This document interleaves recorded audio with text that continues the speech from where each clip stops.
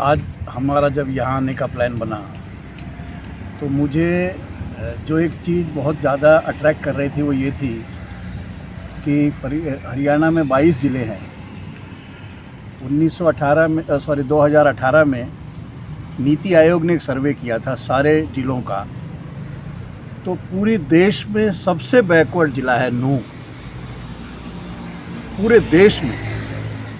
और बाकी के 21 ज़िले हरियाणा के सबसे ऊंचे 200 ज़िलों में आते हैं। तो ये एक बेसिकली मुझे बहुत अन्यायपूर्ण लगता है। ये इलाका, ये ज़िला बाद में बना है, ये गुड़गांव में होता था। गुड़गांव जिसको ये इंडिया का शंघाई बोलते हैं, जो पूंजीवाद का सबसे चमचमाता चेहरा है, उसके 40 किलोमीटर दूर देश का सबसे पिछड़ा इलाका है। नूंह को देश के सबसे पिछड़ा ज़िला होने का गौरव हासिल है। कोई उद्योग नहीं है, कोई बिल्कुल उद्योग नहीं है। जहाँ खेतीबाड़ी ना के बराबर है वो उद्योग नहीं है। जो पशुपालन से वो गुजारा करते थे वो उसको लगभग बंद हो चुका है। बहुत सारी यहाँ पे भयानक घटनाएं पशुपालन के नाम पे, गायों के नाम पे हो चुकी हैं। कितनी सच है कितनी झूठ है वो मालूम नहीं पड़ सकता है, लेकिन जो एक मेन धंधा था वो ख़त्म हो गया। उसके बाद में अभी जो ये हुआ है, तो दूसरी बात सबसे ज़्यादा जो टच की है, जो हर व्यक्ति ने बोली है, जिसमें कई हिंदू थे, कि हमारे मेवात में 80% मुसलमान हैं, लेकिन आज तक कोई दंगा नहीं हुआ। और एक व्यक्ति ने जो कमेंट किया वो तो मैं ज़रूर कोट करूँगा, कि एक सुरक्षा गार्ड थे, उनका नाम मुझे नहीं बताना चाहिए क्योंकि उन्होंने मना किया है, वो मुसलमान थे। उन्होंने देखा कि जब 31 तारीख को धुआं उठने लगा और हालत ख़राब हो गए, तो मैंने छत पे चढ़ के देखा, चारों तरफ धुआं उठ रहा था। तो सबसे पहले मैं अपने परिवार को सुनील के घर में लेके गया, छोड़ के आया। ये है भाईचारा यहाँ का। वो लोग बोलते हैं कि इसी तीर्थ यात्रा में हम शरीक होते थे, शिरकत करते थे, उनकी सेवा तो करते ही थे, शरीक होते थे। और देखिए ये अभी क्लियर हो चुका है। इसमें कोई बहुत बड़ा रॉकेट साइंस नहीं है ये जानना कि अगर वो 2 वीडियो वायरल ना हुए होते, एक जिसमें फरीदाबाद का एक भगवाधारी गुंडा ये बोल रहा है कि मैं ससुराल में आ रहा हूँ और फूल माला तैयार रखना, और हम फला जगह पहुँच गए हैं, आप बोलेंगे बताया नहीं तो मैं बता के आ रहा हूँ। उसने और एक जो उसका पार्टनर है गुड़गांव में, उसने, उसके वीडियो ने यहाँ पे आग लगाई है। ये सब लोग बोल रहे हैं, सब में मतलब वो भी शामिल हैं जो कि नॉन मुसलमान हैं। और उसके बाद में जो तबाही हुई है, जो बर्बादी हुई है, तो जो सबसे मार्जिन पे जीने वाला समुदाय है, समूह है, जो 200, 300, 400 रुपए के लिए दिन भर धूप में, सड़क के किनारे धूल में अपना काम करता है। अब आप देखिए इन लोगों ने, देखिए ये पहचान है नूंह की, मेवात की। आप देखिए राष्ट्रीय अध्यक्ष सुरेश शर्मा, जिला अध्यक्ष लियाकत है, एक पदाधिकारी है मोहम्मद कासिम बिलाल, एक है अंशुल सैनी। ये है मेवात की पहचान। ये लोग बोलते हैं कि हमें मालूम भी नहीं होता था कि हम अलग अलग मजहब के लोग हैं। और ये अब आप सोचिए कि ये व्यक्ति जो है वो किस तरह से अपना ज़िंदगी बसर कर रहा था, यहाँ खड़ा होकर जो भी कुछ फल सब्जी बेचता होगा। अब ये इसको तोड़ के चले गए हैं। ये बहुत बड़े शूरवीर हैं, अपना बुलडोजर लेके चढ़ जाते हैं कहीं भी। वो किसी भी उद्योगपति के घर पे, किसी भी शातिर बदमाश के घर पे क्यों बुलडोजर लेके नहीं जाते? उनको ये दिखते हैं ये अपराधी है। इसकी ये आप बताइए, ये उसके लिए हमें भले ही अब ये लग रहा हो कि कुछ महत्व की बात नहीं है, लेकिन उसकी ज़िंदगी है ये। वो इसी से वो अपने बच्चे पालता था। और ये एक नहीं है, लाइन्स हैं, जो ठेले हैं, सब्जी के ठेले हैं, ये टपरी है जहाँ चाय कोई बनाता था। ये है जो आतंक फैला, स्टेट का आतंक है। और ये बुलडोज़र अन्याय पे पाबंदी लगनी चाहिए। ये बहुत ज़्यादा हो गया है और किसी दंगे के नाम पे पूरे के पूरे गरीब समुदाय को उजाड़ के बर्बाद करके रख दिया जाता है। ये हालत है। अब ये भाग चुके हैं। अगर ये कोई बता रहा था कि इन लोगों को पुलिस ढूंढ रही है, ये लोग दंगे कराएंगे। जो वहाँ पे 150 गाड़ियाँ लेके आए हैं, इन्होंने कभी गाड़ी अंदर से कैसी होती देखा भी नहीं होगा। जो 150 गाड़ियाँ आई थी, वो जो बंदूकें लहराते हुए आए थे, जो हथियार लेके आए थे, वो ये बेचारे, इनको क्या मतलब है? इनको मुश्किल से 200-400 रुपये कमा के अपना ज़िंदगी बसर करते हैं। कितना डैमेज आपने देखा?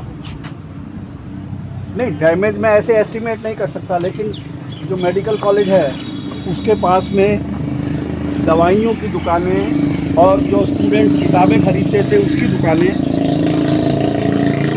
40-50 से कम नहीं होंगी।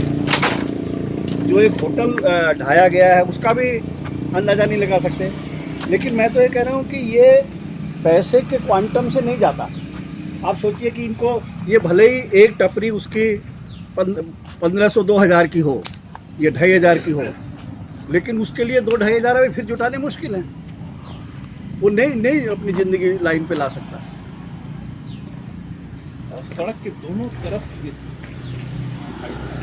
सड़क के दोनों तरफ है और आप देखेंगे तो यहाँ आग जलने के निशान हैं। ये इनको जलाया गया है। ये देखिए, ये लोग दंगा करते हैं। दंगे बहुत सुनियोजित तरीके से, और दंगे नहीं, ये हिंसा है, ये गढ़ी जाती है, इसमें इन्वेस्टमेंट होती है। बड़े बड़े आजकल वो सबसे बड़े VIP हैं जो दंगाई हैं, वो लोग ये हम भाग चुके हैं। कुछ इसमें पता नहीं कहाँ भाग गए। लोग बोल रहे हैं कि काफ़ी सारे लोग, घरों में महिलाएं हैं, पुरुष जो है यहाँ से भाग गए, क्योंकि पुलिस। अब ये जो अब आप देखिए, ये सब जला हुआ का निशान, ये सब जलाया गया। ये है असली अन्याय, ये आतंक, जिसे बुलडोजर आतंक बोलते हैं। तो ये गरीबों के झोपड़ियों की तरफ, टपरियों की तरफ बहुत तेज़ी से चलता है बुलडोजर, लेकिन अमीर लोगों के नूह शहर में ऐसा ये हमेशा देखते हैं। फरीदाबाद में हमने देखा कि खोरी बस्ती उजड़ गई, 3 दिन में उजड़ गई। 1 लाख लोग रहते थे वहाँ, 1.25 लाख।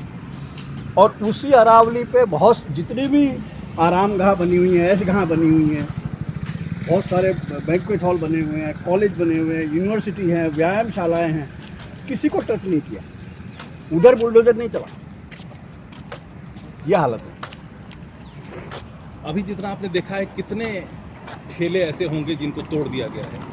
नहीं, ये क्या बोले, मतलब अनगिनत है, लेकिन हमने पूछा है, इसलिए हम उसी से जाएंगे। वो बोल रहे हैं कि कम से कम 500-600 जो टपरियाँ हैं, जो ठेले हैं, बर्बाद किए जा चुके हैं, तोड़ा जा चुका है।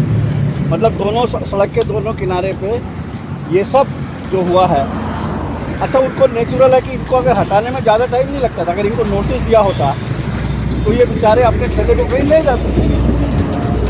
ये तो आए और डंडे मारे, उनको भगाया और तोड़ डाला। ये देखो आप, ये देखिए,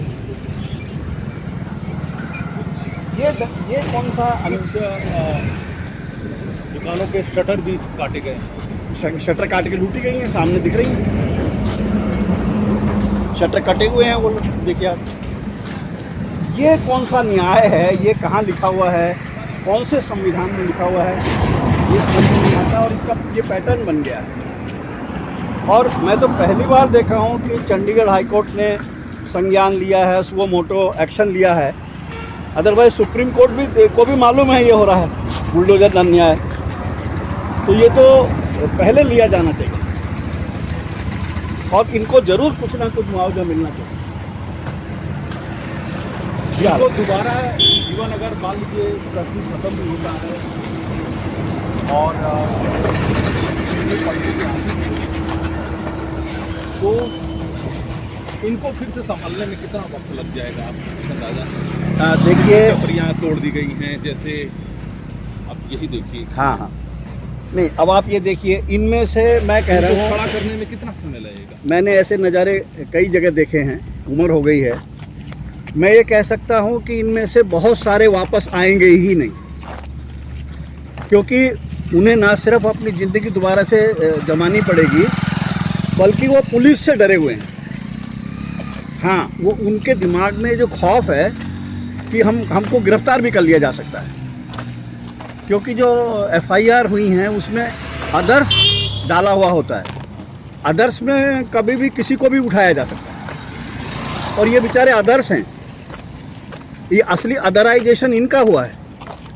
ये समाज के तबके का वो हिस्सा है जो बिल्कुल ही वल्नरेबल है, बिल्कुल मार्जिन पे रहता है, मतलब मतलब मार्जिन पे है। माने इसको अगर 50 रुपए का भी फटका लगेगा, हाँ, तो इसके लिए संभलना मुश्किल है। नमक में कटौती करनी पड़ सकती है, आटे में कटौती करनी पड़ सकती है। बिल्कुल बिल्कुल, इलाज में कटौती करनी पड़ सकती है, रोटी में कटौती करनी पड़ सकती है। आप देखिए, अब ये आदमी फल बेचता होगा, इसका जिसके आप समझो वैल्यू अदर मतलब मार्केट रेट में इसका वैल्यूएशन करेंगे तो कुछ भी नहीं आएगा, लेकिन ये उसकी ज़िंदगी है। ये जो डब्बे हैं, इन डब्बों से वो अपनी रोटी कमाता था, उसके बच्चों को पाल रहा था। ये देखिए, यही सिर्फ दंगाई है। कितना आपको अंदाजा होगा यहाँ से कितने किलोमीटर तक ये सब किराया हो रहा है?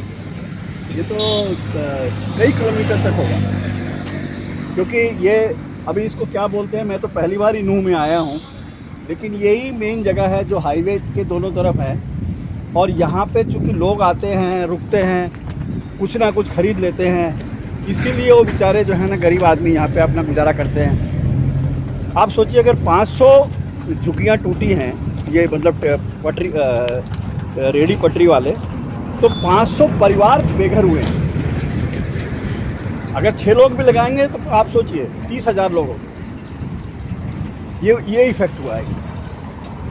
जो अमीर हैं, जो ये सारे काम करते हैं, दंगे हिंसा गढ़ते हैं, माहौल बनाते हैं, मीडिया पे चलाते हैं कि सारा नूह में ही अपराध हो रहा है, जबकि इसका कोई सबूत नहीं है। अब आप सोचिए कि जिस शहर में आज तक दंगा नहीं हुआ, उसको हम कैसे बोलेंगे अपराधी है, जबकि 80% मुसलमान हैं। तो पहले उसको अपराधी जिला घोषित करो, उसके बाद में इस तरीके के दंगे करो, हिंसा करो, और उसके बाद में बुलडोजर लेके चढ़ जाओ। लोग अभी बता अतिक्रमण हटाने के नाम पर हाँ, नहीं, ये अतिक्रमण तो आप कहाँ नहीं है। ये अगर समझो अतिक्रमण के नाम पे भी हुआ है, तो हरियाणा सरकार का ही रूल है कि जिनको हटाया जाएगा उनको कहीं हॉकर्स को बसाया जाए, मतलब जगह दी जाएगी। ये बाकायदा हरियाणा सरकार का कानून है 2014 या 15 का, कि अगर कोई कई साल से हॉकर का काम कर रहा है, इसमें तो बल्कि सुप्रीम कोर्ट का एक जजमेंट है कि हॉकर इस देश की अर्थव्यवस्था में बहुत बड़ा योगदान कर रहे हैं, क्योंकि ये उस गरीब तबके को बहुत सारी वस्तुएं उपलब्ध कराता है जो कि अदरवाइज वो नहीं ले पाएगा। उससे पूछा उनके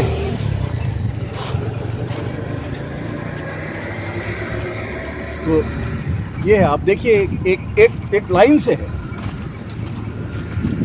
इनके घर भी अवैध होते हैं, क्योंकि घर लेने की हैसियत नहीं बची। इनके रोजी रोटी अवैध होती है। ये व्यक्ति ही एक तरह से स्टेट ने अवैध घोषित कर देने चाहिए, यानी सब गरीब लोग, उनकी ज़िंदगी ही अवैध है। ये उनकी रोजी रोटी उजड़ गई, उनके घर होते ही नहीं है, वो भी उजड़ गए। वो कहीं दूसरी जगह भाग के कहाँ गए होंगे, कब आएंगे, नहीं आएंगे, कई फुटपाथ पे सो रहे होंगे, जी रहे होंगे जैसे तैसे। ये हालत है।